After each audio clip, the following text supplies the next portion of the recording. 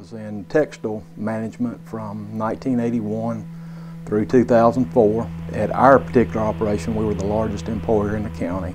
We had over 2,200 employees. At the peak in about the mid-90s, we were making 70 to 90 million linear yards of denim, and everything was going gangbusters. And they started moving all their plants to Mexico, and gradually our production went down and down. And in 2005, our 4 plant operations finally all closed their doors and had made a big dent on the employment in our area.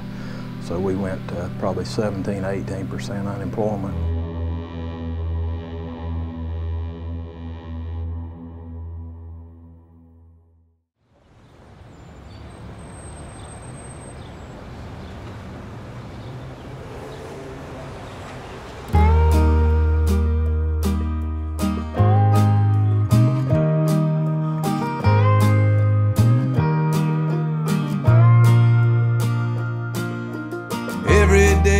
Lunchtime I start daydreaming, my inside starts screaming. One of our legacy companies here was the American Tobacco Company. Many years ago it employed about 4,000 people throughout the city.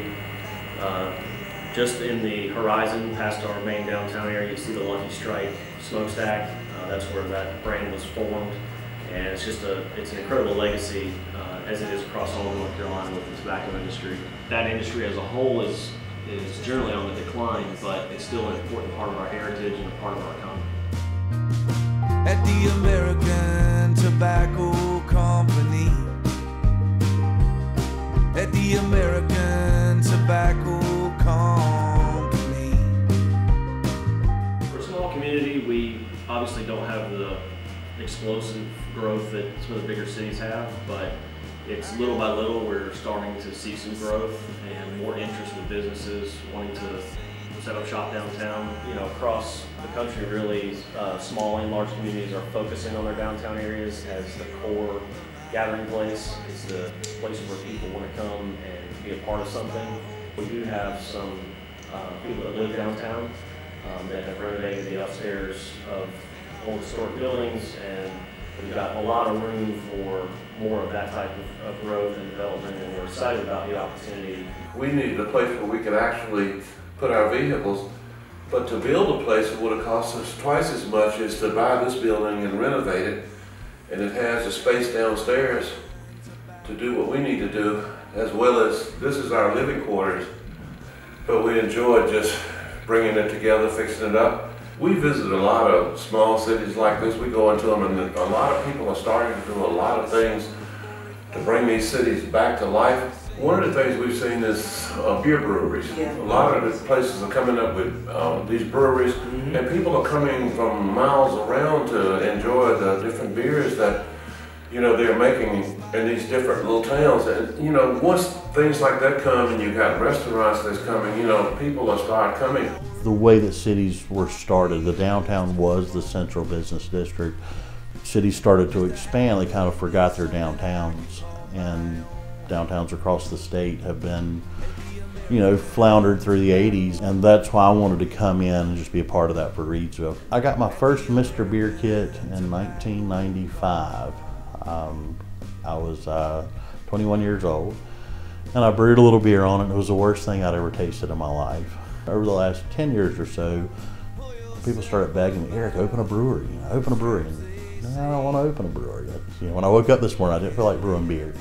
But then I started looking at the cooperative business model, and I want this to be the place that people can come, bring their families. We've learned over research that breweries become a destination. People will travel just to come to them. But we want to see people from all over the county come in. You know, hey, let's drive down to Reedsville tonight. Let's go have a beer at Lucky City. And we're just wanting to kind of create that buzz here in Rockingham County.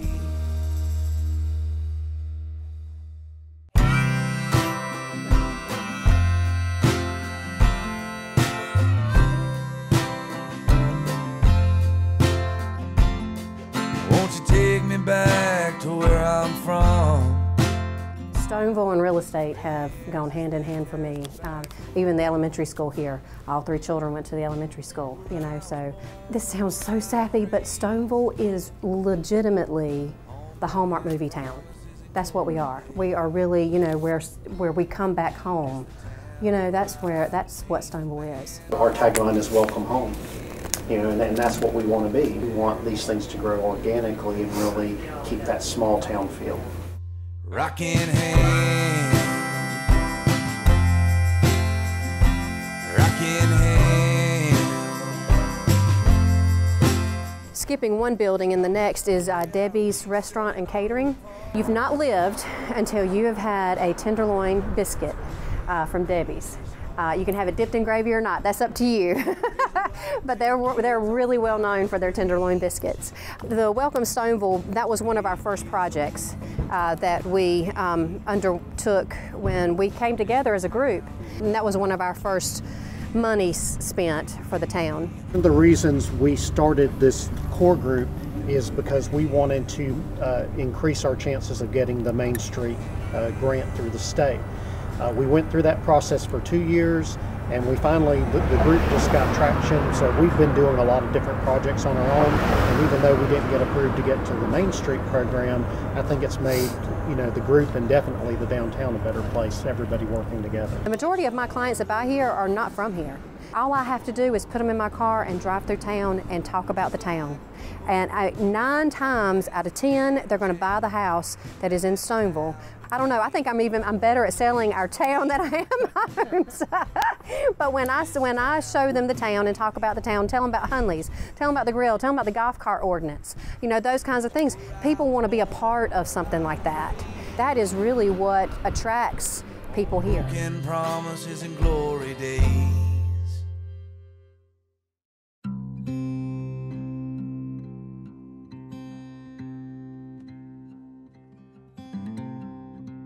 We lost a building there on the corner during the tornado, and we dedicated that. It's called Friendship Park, and we dedicated it to the two people that lost their lives in the tornado. And there's a fountain there and plaques in honor, and the town clock there in honor of them. This one here, right under the water tower, they were hit when the tornado came through.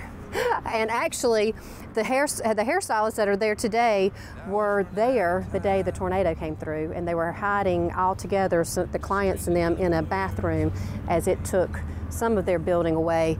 I would like to see, you know, try to help the town and get some businesses in here at some point. More businesses, more activity. If I can help out any way, it's even better. I do this when somebody wants something, then, you know, when I don't have any projects going on, I start trying to fix up the shops. When Tripp bought these buildings, they had been empty for years and really had fell into a high state of disrepair. And as you know, when people go through a community and they see the storefronts, that's how they judge the community. And those storefronts just sent the wrong message. So Tripp, he has done so much work and put so many resources into increasing the beauty of the storefront. Also a great partner for this project on the Pocket Park because we're trying to marry uses that he wants to have for the property in the future with uses that we would like to have the community to have. This is, as long as I've known, has been Rotary Park. And as you can see, it's under construction. Now we have undertaken a new project and started the plans with different pavings and benches and art features and fountains, and we're even trying to work towards the back where there's a water sidewalk, you know, that shoots up through the sidewalk for kids to run through and all, and having a movie screen at the back so we can do town movies. Ain't it funny how every now and then the unfortunate kind get lucky sometimes?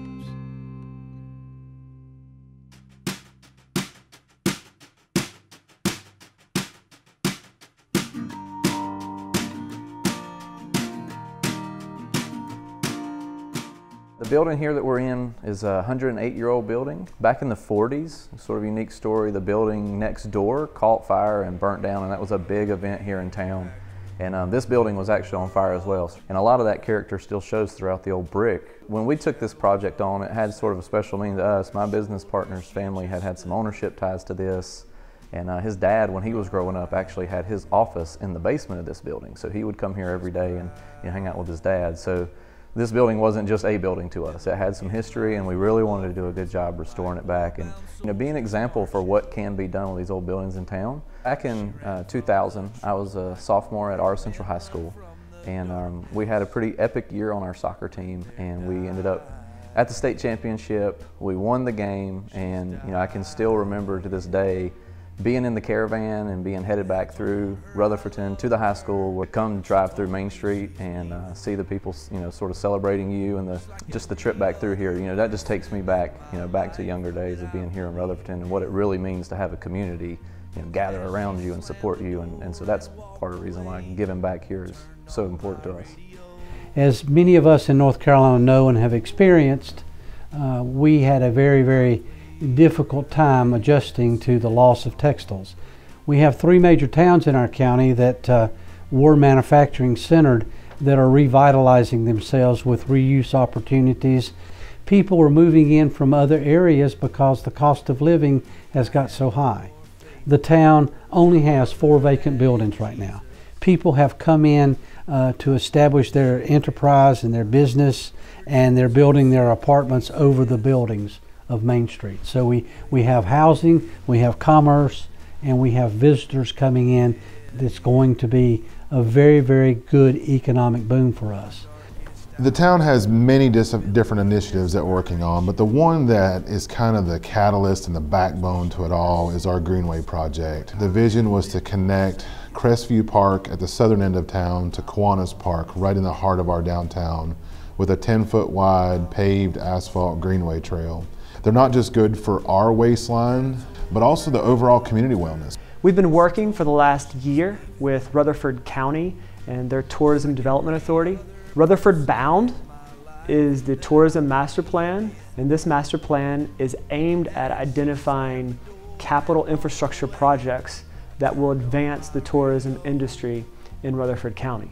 But one of the key aspects from a tourism development standpoint is how do we use the trail, leverage the trail to pull the visitor into this region, but then how do we pull them off those trails into our historic downtowns where there's a real economic development impact.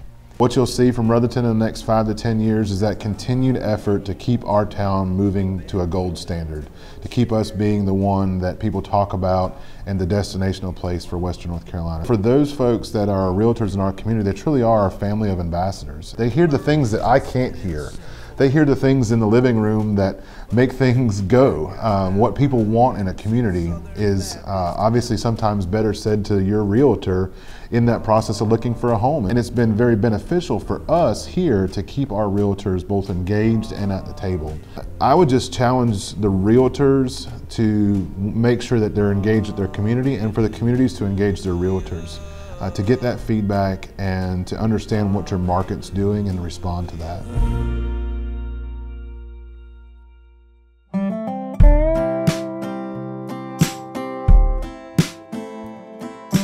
That there isn't a lot of money in these small towns, but there's money here. You just have to start having things that people want. We want things here. We want younger people here where they'll bring ideas, different people, different cultures, to bring different things to the city.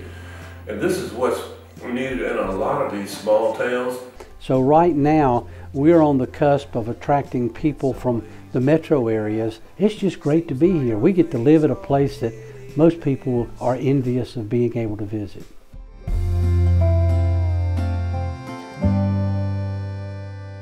In Reedsville. It's not if you build it they will come, but it's like if you build one thing, then another thing will get added and another thing will get added, and people are like, I want to be a part of that. People see someone else doing something and they're like, oh, well I'm going to do something too, It just made sense that I could take my hobby and my passion and incorporate that in with my closest friends and family that I live with. I do have plans on opening up another, what we call a boutique brewery, right here in downtown Reedsville, and also a boutique distillery. So I guess Eric is going to open a brewery after all. Just stare up at that smokestack and my troubles fade away.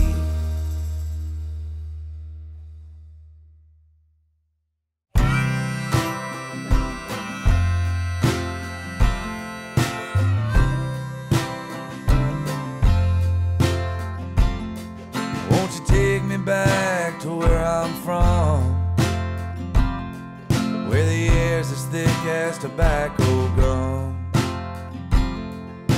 Where I was born, where I was raised, on broken promises and glory days.